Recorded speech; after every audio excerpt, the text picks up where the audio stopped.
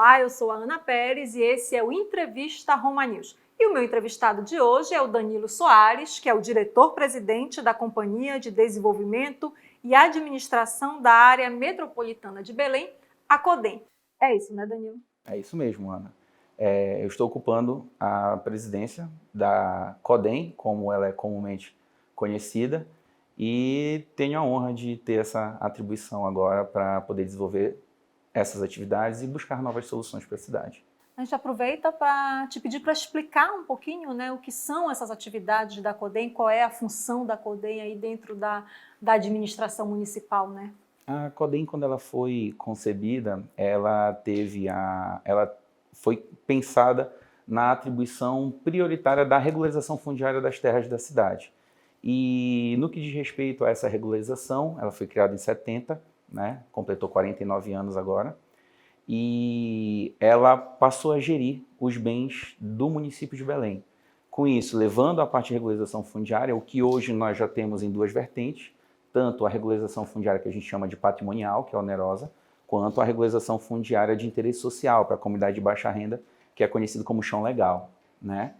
E para além disso, para além dessa atribuição da regularização fundiária, que eu diria que é 60% da sua atividade, ela também tem a parte de planejamento urbano, desenvolvimento da cidade, é o que nós debatemos, dialogamos, falando sobre o pensar a cidade para os próximos anos. Saber quais são as soluções, o que pode ser feito para melhorar. Mas, além dessas atribuições, a CODEM também funciona como um grande órgão, como uma grande secretaria de articulação entre todas as secretarias do município.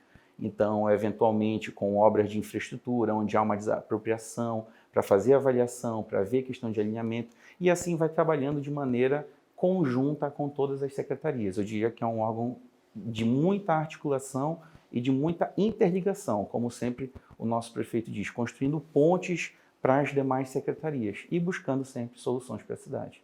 Quando a gente fala em questão fundiária, regularização fundiária, sempre se pensa em alguma polêmica, né? Porque é sempre um tema complexo, é sempre um tema que gera discussões.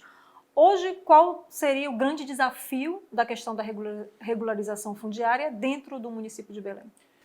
O último censo afegão de 2014 apontou uma irregularidade fundiária, uma falta da questão de documentação de aproximadamente 52%. Então, o nosso principal e o primeiro desafio é reduzir esse percentual. É mais da metade hoje, então. Com certeza. E isso fala muito do modo de ocupação da cidade, de como a cidade, como surgiu a demanda por habitação ao longo do tempo, né?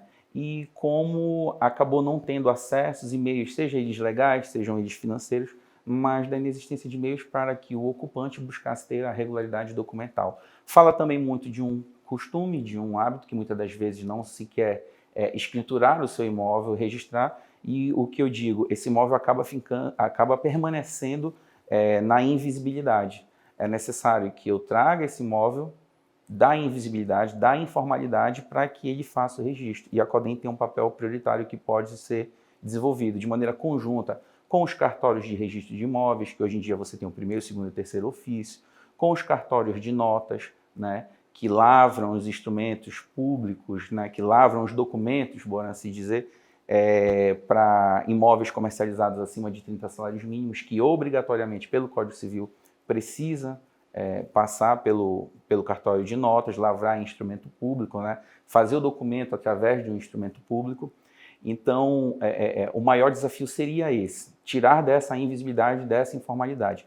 Para além desse desafio, o que mais que eu vou ter? Eu vou ter como prioridade a redução desses prazos de tramitação.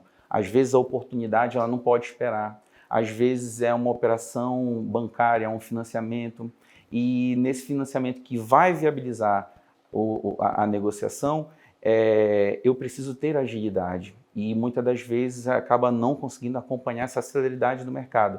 Então, o primeiro desafio, tirar a informalidade, o segundo eu diria, redução dos prazos, ter uma agilidade maior e buscar um resultado efetivo no curto intervalo de tempo. Quando você fala em redução de prazos, a gente está falando de desburocratização, porque sempre fica aquela ideia de que é muito burocrático também você regularizar um imóvel, né? A questão do cartório, os custos de cartório, tudo isso. Então, a gente está falando também um pouquinho de tornar mais simples todo esse processo? Ana, também, mas eu acredito que hoje essa simplicidade ela está diretamente ligada com soluções tecnológicas, processos informatizados, meios de pesquisa na base de dados e tudo mais, que podem nos auxiliar para dar uma negociação, para permitir uma negociação, uma transação, uma celebração de um contrato de uma maneira muito mais segura. E a gente já tem isso, já conta com isso hoje em Belém? Estamos construindo, mas, sobretudo, antes desse desenvolvimento tecnológico que possa nos auxiliar, é importante também o reconhecimento, e isso até hoje a gente encontra dificuldade, na formação de profissionais. Que você tenha profissionais que possam contribuir, que possam compreender e que possam aconselhar, acompanhar uma pessoa no desenrolar dessa negociação. Porque muitas das vezes pode acontecer que tenha um profissional mal intencionado e esse profissional for querer até justificar a incapacidade de progresso nas eventuais dificuldades dos assuntos que ele vai ter que lidar. Então isso é algo muito importante, inclusive, que as universidades elas possam ter uma atenção especial justamente para essa questão fundiária, que nós sabemos no nosso estado, nós sempre somos manchete por questões fundiárias voltadas à parte, em tese, agrária, né? Mas as áreas urbanas também possuem seus conflitos fundiários. Então, demonstra também uma necessidade para esse despertar das academias, né? O despertar de que existe um segmento de mercado que precisa de profissionais que possam contribuir. Às vezes, com a orientação correta, assistido do profissional que tem essa atribuição e tem essa legitimidade, a burocracia nem assim poderá ser chamada. Ela vai ser apenas uma formalidade legal para garantir a segurança jurídica da operação. Dentro desse universo dos 52% que não estão regularizados, a maioria é, digamos assim, cliente do chão legal, que o chão legal seria mais voltado para o lado social. Dentro desse universo, a maioria seriam clientes desse projeto, desse programa, ou não? Isso é muito equilibrado, não tem a ver com questão de faixa de renda?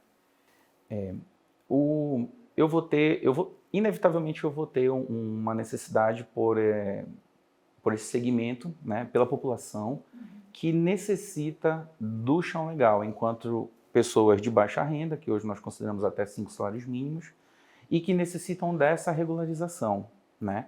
Mas eu possuo ainda muitas pessoas que estariam fora dessa faixa de renda, mas que não procuram buscar essa regularização, seja por uma informalidade que lhe é conveniente, seja para evitar um custo, uma vez que ele está ocupando imóvel, ele está há anos, ele sabe que a posse dele, que a ocupação que lá lhe mantém é algo que é mansa, pacífica, não viola nada, então por um descuido justamente da falta de se buscar meios para essa regularização. Mas, de certa forma, o que também acontece? Belém recebeu, há mais de 50, 60 anos atrás, meios de regularização que emitiram títulos para grandes áreas.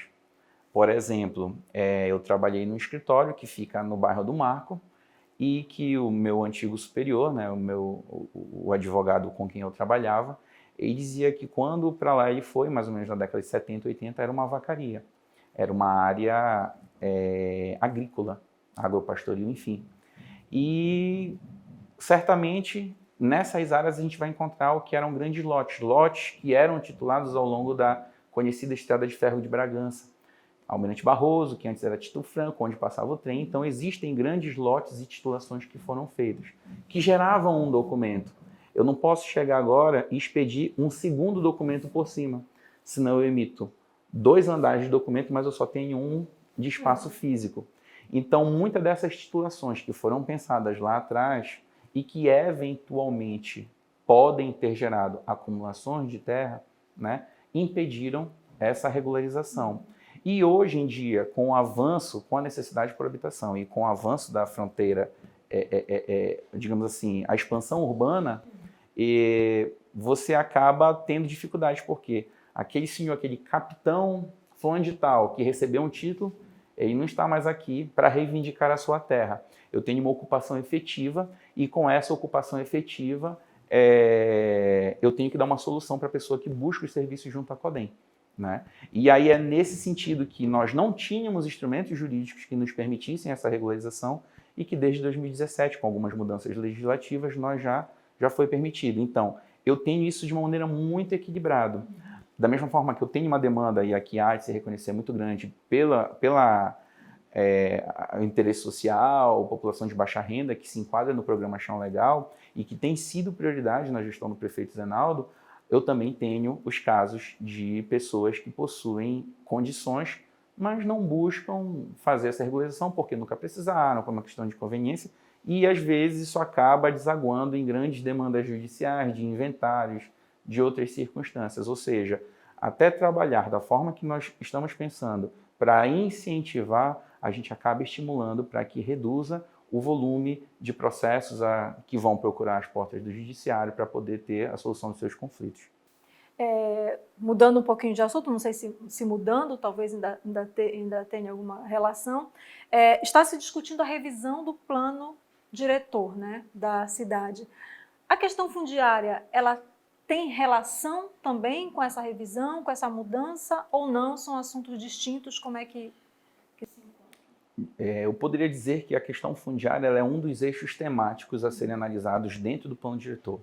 É imprescindível que nós tenhamos um diagnóstico, que nós tenhamos um relatório, um retrato de como se encontra a situação hoje, qual a demanda, quantos aglomerados, quantas ocupações informais existem, onde estão os bairros mais concentrados que precisam de regularização, como eu vou fazer essa regularização, qual o lote mínimo para a cidade.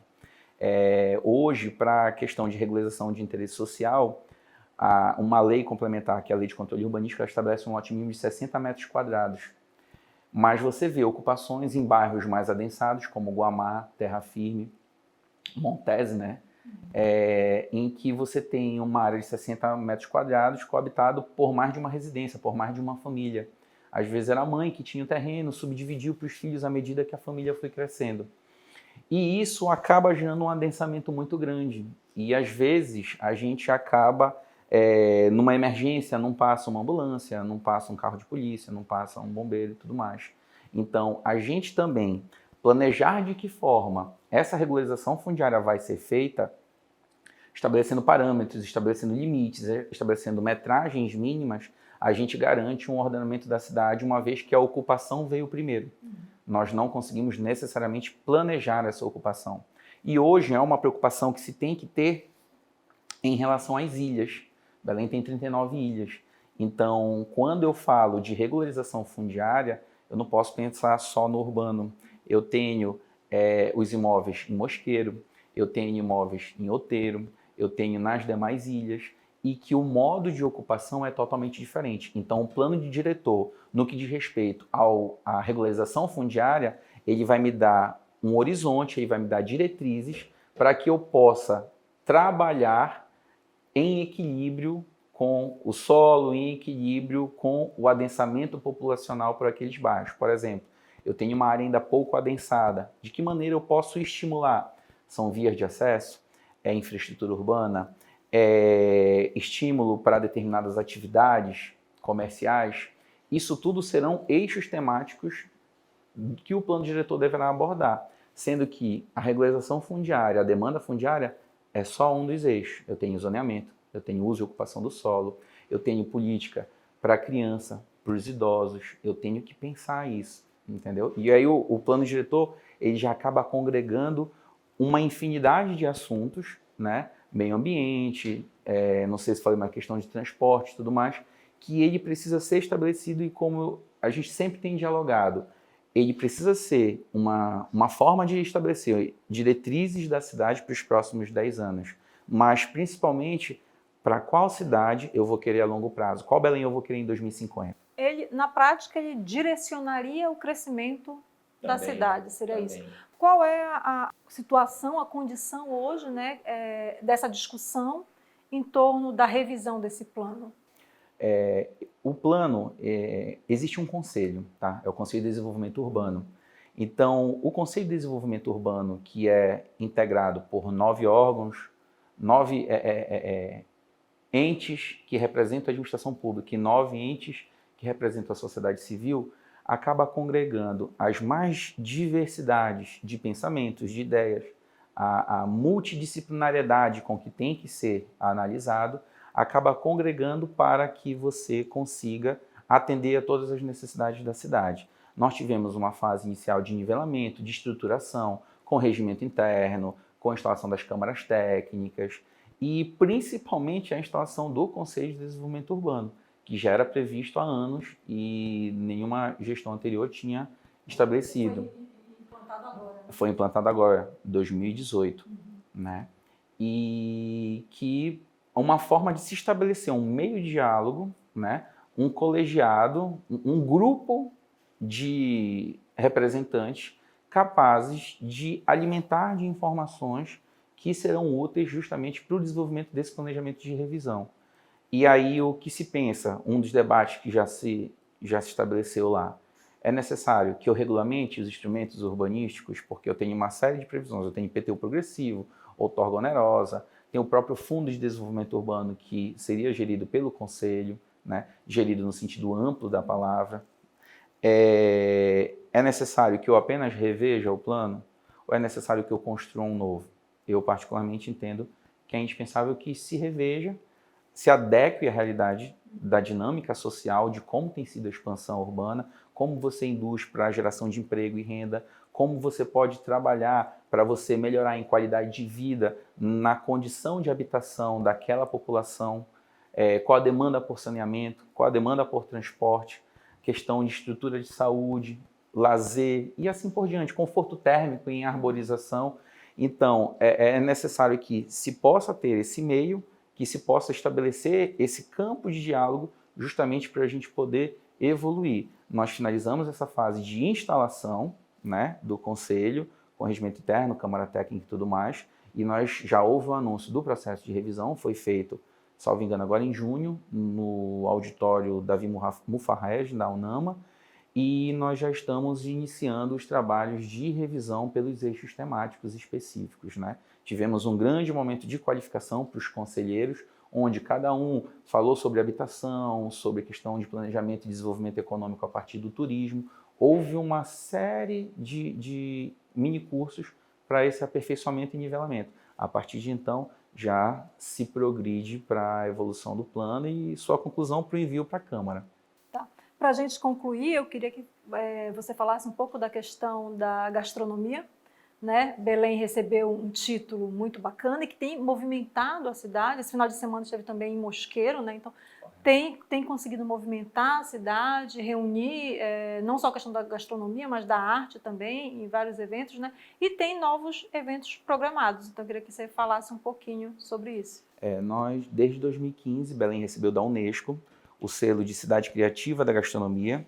Eu acredito que não por menos, nós temos uma riqueza gastronômica, salvo engano, nessas conversas, nesses diálogos, me citaram, e eu vou até procurar isso com bem detalhe, com bastante carinho, mas, salvo engano, não sei se era Luiz Fernando Veríssimo, alguém que dizia que Belém existe uma sensualidade gastronômica imbatível. Eu achei interessante essa expressão, e pelos nossos hábitos alimentares, pela nossa cultura alimentar, pela nossa riqueza de insumos que nós temos a fácil acesso, todos os tipos de proteína e vegetais, enfim, pelas nossas, digamos assim, pelas nossas essências próprias aqui das nossas iguarias, como o nosso tucupi, o nosso jambu e outras coisas, eu acredito e costumo dizer que não se come tão bem como se come em Belém e nas ilhas. Pois bem, talvez por todos esses fundamentos, houve um esforço para a proposição de Belém a se candidatar como cidade criativa da gastronomia,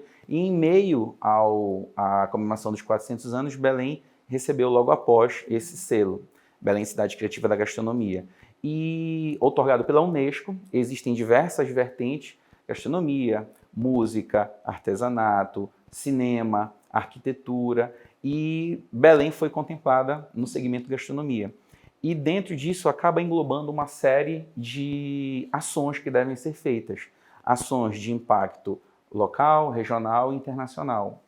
Então, assim, nesse sentido, para cumprir a agenda do compromisso que foi firmado, né, com a Unesco, já se realizou uma série de eventos, como o Encontro das Cidades Criativas que teve em 2017, como o Encontro Latino-Americano das Cidades Criativas que nós teremos agora de 3 a 5, uma semana antes do Sírio, né? Mas principalmente, e isso tem sido um ponto muito importante que o prefeito Zinaldo tem nos permitido, que tem estimulado, é levar desenvolvimento para pessoas e comunidades através da gastronomia. E com isso nós temos alguns parceiros que nos têm ajudado, além parceiros institucionais, né, que além de ser atribuição da CODEM cuidar dessa questão do selo por um decreto do prefeito municipal, decreto do prefeito Zenaldo, mas também que a gente possa fazer com que ter o apoio da SECOM, Secretaria de Economia, ter o apoio da Secretaria da Belém Tour, da Coordenação de Turismo, para que a gente possa ter apoio de todas as secretarias envolvidas, todas as pastas envolvidas para fortalecimento dessas atividades. E aí, nesse sentido, é que Belém também tem a sua merenda escolar premiada, né? Justamente onde as crianças plantam o seu alimento, são educadas nas hortas escolares. Isso um projeto também de combate à obesidade infantil. Tem geladeira solidária, né, espalhadas na cidade em algumas escolas, em alguns pontos, justamente para as pessoas que encontram-se com alguma dificuldade, sempre com segurança alimentar. E aí você tem os cursos de qualificação permanente das merendeiras, então acaba se criando uma série de caminhos entre cada uma das pastas da prefeitura para buscar justamente esse desenvolvimento. Recentemente, nós levamos qualificação profissional em métodos de preparo de alimentos que foi feito de maneira conjunta com a Fundação Municipal de Apoio ao Estudante. As nossas merendeiras premiadas foram auxiliar e justamente apresentar para as donas de restaurante, os proprietários de restaurante na ilha de Cotijuba, métodos de preparo de alimento com nossos elementos, com nossos insumos da nossa região, dicas de elaboração de cardápio, quantificação de preço, curso de empreendedorismo, mídias e comunicação em redes sociais, tudo para que eles possam desenvolver. Isso foi feito em junho, 25 e 26 de junho, já no preparo para as férias escolares de quem ia receber o turista em Cotijuba. Fizemos agora recentemente o Circuito Gastronômico Mercado Criativo na Tapiocaria em Mosqueiro, onde as tapioqueiras receberam qualificação, permaneceram 4 dias na UNAMA, que é a nossa parceira nesse evento, e que receberam também as instruções do curso, dos professores do curso de Nutrição e Gastronomia, tiveram o curso de empreendedorismo e o que culminou numa grande festa, que foi o concurso das tapiocas, né, que nós vamos anunciar, nós já anunciamos, mas entregaremos o troféu do prêmio simbólico no próximo evento, que vai ser dia 10, no Mercado Bolonha, que é o Circuito Gastronômico Mercado Criativo, no Mercado Francisco Bolonha, mercado de carne no Ver o Peso, justamente para apresentar uma nova visão da cidade. Quantas pessoas às vezes nem conhecem, sabem que existe, mas nunca foram lá. Então, com uma programação que possa envolver arte, música, gastronomia, numa transversalidade, e assim poder apresentar e dar uma alternativa de lazer para as famílias.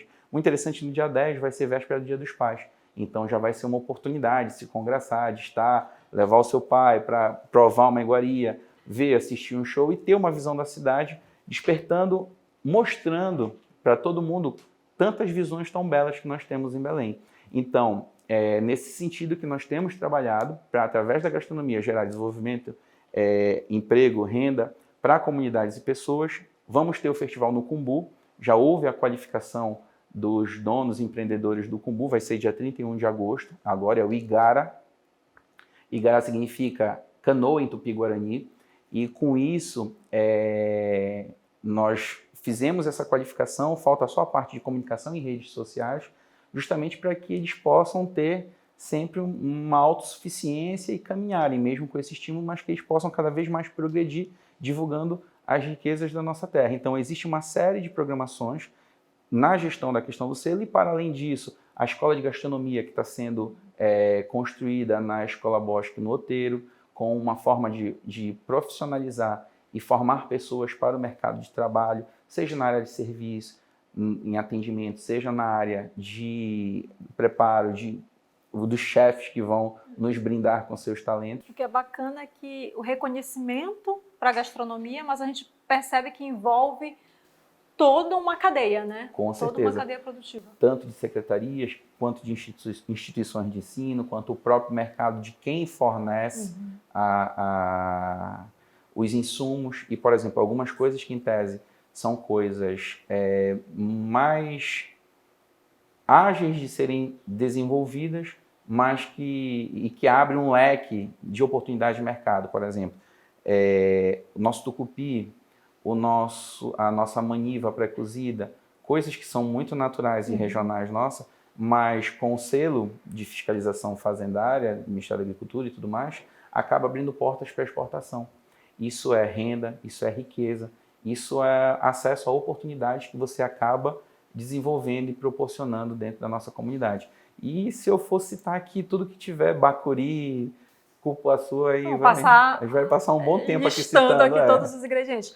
Então, para a gente lembrar, para quem ainda não teve oportunidade de ir em nenhum dos eventos, né? Tem 2, então, um no Cumbu, qual é o dia? Certo, nós vamos ter 2 eventos. Dia 10 de agosto, um sábado, véspera do Dia dos Pais, o Circuito Gastronômico Mercado Criativo, no Mercado de Carne Francisco Bolonha, tá? E depois nós vamos ter o Igara, que é o Festival Gastronômico das Ilhas, que vai se realizar primeiramente na Ilha do Cumbu, reunindo os 26 restaurantes e empreendimentos que lá existem, porque você tem os restaurantes, mas você tem o turismo de experiência com relação à fábrica de chocolate, você tem o turismo de experiência com relação à forma de produção do açaí, e que para a gente, eu volto a dizer, isso é muito comum, usual, mas para as pessoas que não estão acostumadas com a nossa riqueza e diversidade, isso é muito lúdico, né? Então a gente vai ter no dia 10, no Mercado de Carne Francisco Bolonha, o Circuito Gastronômico Mercado Criativo, e no dia 31 de agosto, o Circuito Gastronômico das Ilhas, no Igara. E aí tem toda uma ideia de se trabalhar, ver quais são as necessidades da ilha com relação à questão de sinalização para tráfego de embarcações, ver questão de abastecimento, fornecimento de serviços, de que maneira a administração pública, a prefeitura, através das diretrizes estabelecidas, ela pode ajudar e aperfeiçoar com o desenvolvimento daquela comunidade para se solidificar em harmonia, né, e em equilíbrio ao meio ambiente. Teremos, inclusive, no Igara, uma grande ação de despoluição, de retirada de resíduos sólidos dos rios, né, para também gerar a consciência ambiental, dependendo do volume que nós retirarmos, a gente pretende fazer uma divulgação de uma maneira bem segura e para conscientizar justamente dessa questão da educação e da importância de preservação do nosso meio ambiente. Tá certo, Danilo. Então, eu vou me despedindo do Danilo. Danilo, muito obrigada pela tua presença, pela entrevista. Eu que agradeço a oportunidade, em nome da Prefeitura, do prefeito Zenaldo, agradecer essa oportunidade de divulgação do trabalho da CODEM, né? E aí, para quem não sabe, a CODEM fica na Avenida Nazaré, número 708, esquina na confluência com a Quintino. Nosso expediente é de 8h30 até às 13h, e expediente ao público, e permanecemos no expediente interno para qualquer eventualidade que possa ser atendido. Nós estamos à disposição para ouvir a comunidade, prestar os serviços que são necessários para atender a todas as demandas de Belém e de seus munícipes. E a gente vai ficando por aqui. Até o próximo Roma News Entrevista.